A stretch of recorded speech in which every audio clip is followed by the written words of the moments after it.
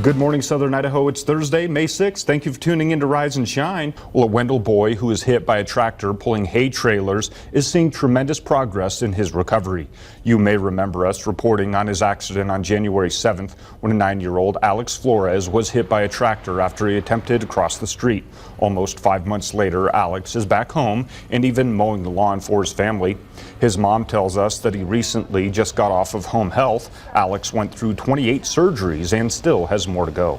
A Magic Valley School District launched a new mental health program earlier this year, and they say that it's going well. Twin Falls County Commissioners are getting an inch closer to completing the appeal hearing process for local property assessments. A mosquito carrying the West Nile virus has been found here in Twin Falls. A foundation just added a new Idaho initiative to further help those who have physical disabilities get back into the sport that they love. The city of Burley is looking at making some changes when it comes to the iconic River's Edge Golf Club.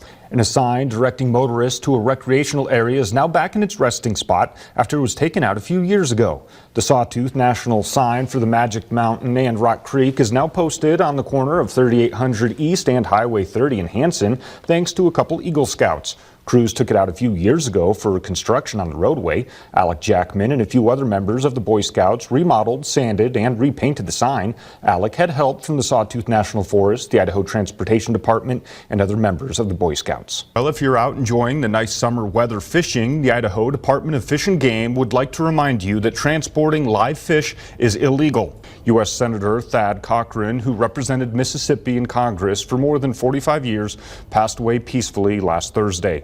Last week, 3 people died in a house fire in Boise. 2 of those people were children. Now officials are saying that the home had no smoke detectors installed. Well, a 7th grader from O'Leary Middle School is representing Twin Falls at the Scripps National Spelling Bee in Washington, D.C. this week. Idaho turned 129 years old yesterday. In 1890, Idaho was inducted into the Union as the 43rd state. The trade war with China is drying up wine exports from the Napa Valley. Some wineries reporting sales to China have hit rock bottom. Bike enthusiasts in Ketchum can now ride electronic or alternative bicycles after the city council approved a new ordinance. Winter weather conditions that can come with power outages, something a lot of people don't like to think about. So you can see there's definitely some snow still falling. You can see all my foot tracks out here. We probably got about a good inch of snow. It's about 2 miles behind me is the C. Ellen Dairy Farm. Now calls came in at about 8:45 this morning of an accident at that address. The Durham County Sheriff's Office did speak with me earlier, and they said there was one fatality in what they call an industrial accident.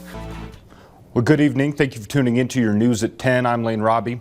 Well, if you or your family enjoy all-terrain vehicles in the summer, there's an upcoming free safety seminar you may want to be a part of. In tonight's top story, not all is well in the Gem State. There's a problem gripping Idaho families, neighbors, and loved ones. The problem is a shockingly high rate of suicide. A joint effort between the Twin Falls Fire Department, Twin Falls County Sheriff's Search and Rescue, and the paramedics SORT team was deployed today to rescue 2 teenagers at the Prime Bridge earlier this afternoon. Twin Falls Unified Command responded to in our top story tonight. Today was the last day of the 3-day festivities for Western Days. We interrupt your regularly scheduled programming for this breaking news update. I'm Layne Rabe. Classes at Twin Falls High School have been canceled due to threats on social media.